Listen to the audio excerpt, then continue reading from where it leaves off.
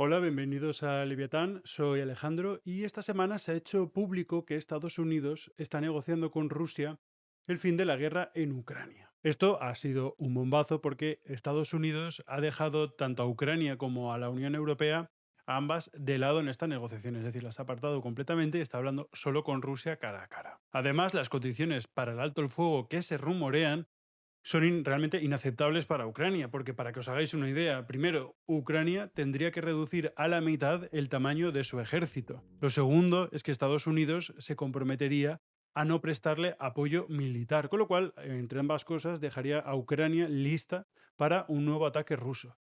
Y tercero, Ucrania tendría que ceder todo el territorio del este del país, es decir, el territorio que reclama Rusia. Que actualmente hay algunas zonas que aún controla Ucrania, pero esas zonas también tendría que cederlas. Pero aunque esto pueda dar a entender que Rusia está negociando desde una posición de poder o favorable, justo hace unas semanas pasó esto que me hace pensar que realmente es todo lo contrario. Ukraine has welcomed Washington's move to sanction Russia's two biggest oil U.S. companies. President Donald Trump says he's slapped, quote, tremendous sanctions on Russia's two largest oil The companies. US has Rosneft and imposed Lukoil. sanctions against Russia's two largest oil companies. Today is a very big day in terms of what we're doing. Look, these are tremendous sanctions. These are very big. Those are against their two big oil companies. Pues hace unas semanas Estados Unidos, como vio que Rusia no se quería sentar a negociar y le estaba dando largas, impuso una serie de sanciones a las dos compañías petrolíferas rusas más importantes. Son Rosneft y Lukoil. Estas sanciones al final lo que hicieron, para que os hagáis una idea, fue cortar el acceso de estas empresas al sistema financiero estadounidense. Y también, en esencia, cortarles el acceso que tengan al dólar. También congelaban todos los activos que tuvieran en Estados Unidos y también les impedía cualquier tipo de relación comercial con cualquier ciudadano estadounidense o empresa estadounidense. Vamos, lo que tendrías que hacer tú con tu ex. Es cierto que ha habido sanciones ya a empresas rusas anteriormente, pero lo novedoso aquí es que estas dos empresas son las responsables de la extracción de la mitad del petróleo ruso. De hecho, le picaron tanto que Putin reconoció Носит серьезный, конечно, характер, это понятно. que las sanciones eran muy serias y que будут tendrían иметь consecuencias определенные para Rusia, последствия. y que de hecho incluso el Но sector energético ruso se vería afectado. Pero es que es más, hay muchísimos analistas que ya apuntan a que la economía rusa está en una situación muy delicada. Porque hay que decir que el sector energético ruso no solo está sufriendo ya las sanciones que le puedan imponer Estados Unidos, la Unión Europea o Reino Unido, sino que además está sufriendo los ataques de Ucrania a las refinerías de Rusia, lo que ahora mismo está hundiendo la exportación de diésel ruso a los niveles más bajos desde 2020. ¿Esto qué quiere decir? Pues que si bien Rusia puede extraer petróleo, ahí no hay problema, cuando lo quiere convertir en algo útil que se pueda usar como el diésel, se encuentra con que las refinerías no están a tope de capacidad. Entonces, Rusia realmente lleva muchas sanciones a sus espaldas y sin embargo aún parece que sigue en pie. De hecho, si miramos atrás, el año pasado su PIB creció más de un 4% y también creció el anterior a ese. Todo ello gracias a dos sectores clave. Quedaos con esto. Uno es el sector armamentístico y el otro es el energético. ¿Por qué esta bonanza a pesar de la guerra? Pues porque las sanciones que al principio se le impusieron a Rusia fueron históricas. ¿Por qué? Porque fue la primera vez que se imponían sobre una economía que está muy integrada con el resto del mundo. Vale, sí, se habían puesto antes ya sanciones a países como Corea del Norte o Venezuela, pero realmente son economías pequeñas esas dos y no están tan integradas con el resto del mundo, ni tienen tampoco tantos lazos. No es el caso de Rusia, que tiene muchísimo protagonismo dentro del sector de la energía. Entonces, claro, cuando un país o un bloque, en este caso la Unión Europea, impone sanciones, intenta que le afecten lo máximo al contrario y que no le duelan a uno mismo, lo cual es un poco difícil cuando, como hemos dicho, Rusia está tan integrada en el resto del mundo. Así que como al principio había bastante miedo y las sanciones fueron más bien blanditas, el precio de la energía subió bastante, con lo cual Rusia pudo vender toda su energía más cara y reinvertirlo todo en su industria armamentística. Con lo cual el motor del sector de la defensa empezó a funcionar y de ahí que Rusia empezara ahí a carburar y fuera bien. Pero claro, esta situación tiene un límite. Este año ya las previsiones son que crezca alrededor de un 1% si llega a crecer y que en 2026, en 2026 ya entre en recesión. De hecho, en el Foro Económico de San Petersburgo ya se empezaron a ver ahí un poco las costuras a la economía rusa. El propio ministro de Economía, Maxim Reshetnikov, Охлаждение, как бы, да, значит, но у нас все наши цифры — это зеркало заднего вида. Вот, по текущим ощущениям бизнеса и по индикаторам... reconoció muy honesto el hombre que estaban al borde de la recesión. Sinceridad ante todo. La realidad es que la economía rusa tiene un grave problema por el lado de la oferta, es decir, por el lado de la producción. ¿Por qué? Porque la invasión de Ucrania les está exigiendo producir una grandísima cantidad de armamento, de tanques, de provisiones que no son capaces de cubrir. Es decir, han llegado al tope de lo que podían fabricar. ¿Qué ocurre cuando llegas a ese tope? Porque, pues bueno, no tienes suficiente dinero, no tienes suficiente personal o no tienes las fábricas necesarias para todo lo que quieres producir. Pues bueno, que lo vas a tener que producir de todas maneras, no te queda otra, estás en guerra, pero lo vas a producir más caro. La próxima vez te lo piensas antes de invadir a un país. De hecho, falta tanta mano de obra que el desempleo está en torno a el 2% ahora mismo en Rusia. Es decir, ahí trabaja todo Dios.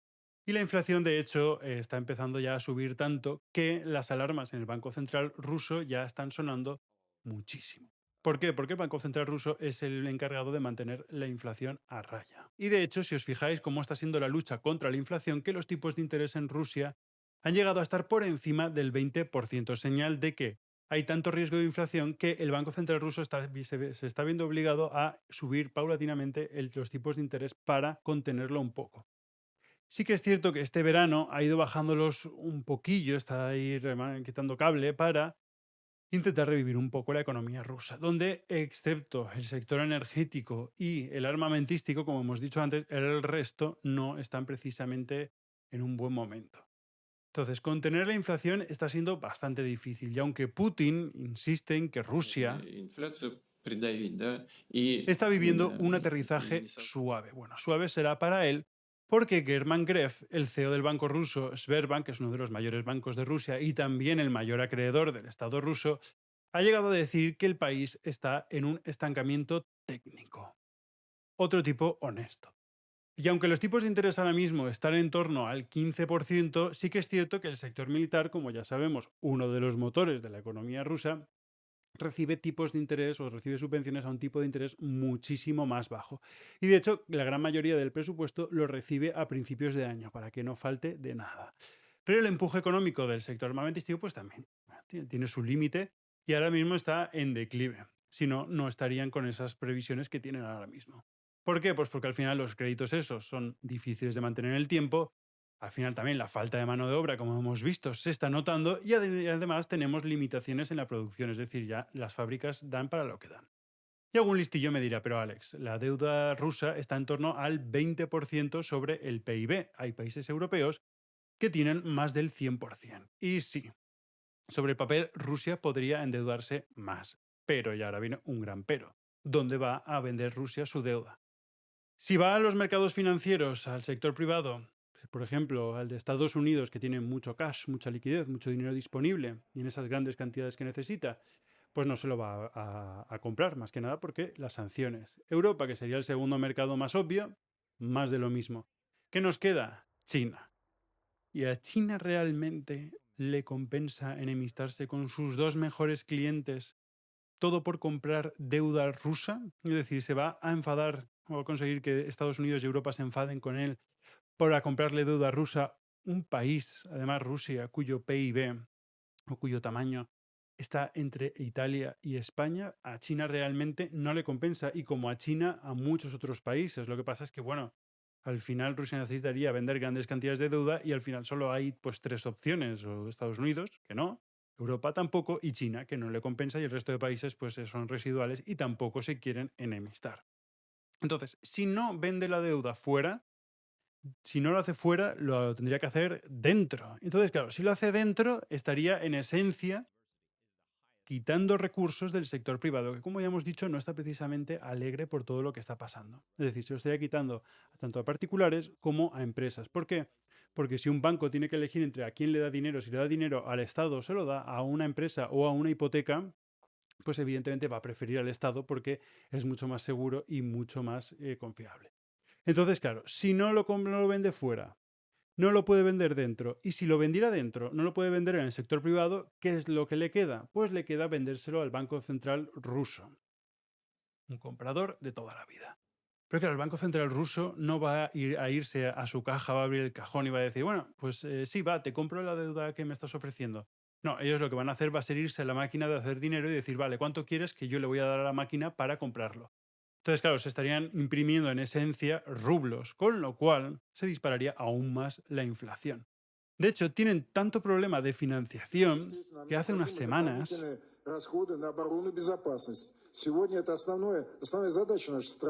el ministro de Finanzas ruso anunció una subida del IVA hasta el 22% solamente para financiar el gasto militar. Toma ya. Y lo gracioso de todo esto es que la propaganda rusa, evidentemente, se afana en decir que las sanciones no les están afectando. Sí, ya. Porque cuando Putin se reunió con Trump, lo primero que quiso discutir fue el levantamiento de las sanciones en vez de la paz en Ucrania. Todo aquello, no sé si os acordáis de cuando se reunieron los dos en Alaska.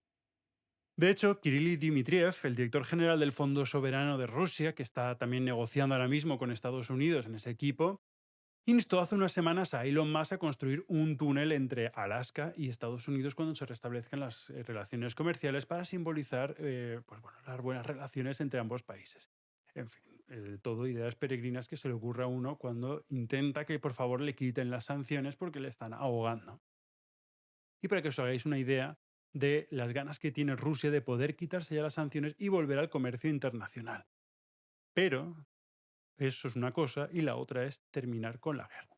Pero claro, si alcanzara la paz definitiva, supondría eliminar el mayor pilar económico que tiene ahora mismo Putin, que es el sector armamentístico. Y se pondría también firmar la propia caída del poder porque sería una debacle económica.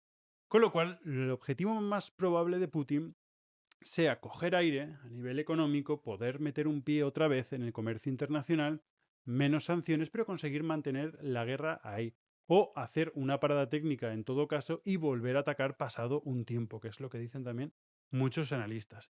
Pero para que os fijáis que realmente no está igual negociando desde la posición de poder que pensamos, sino más bien desde una posición de pura necesidad que no le queda otra.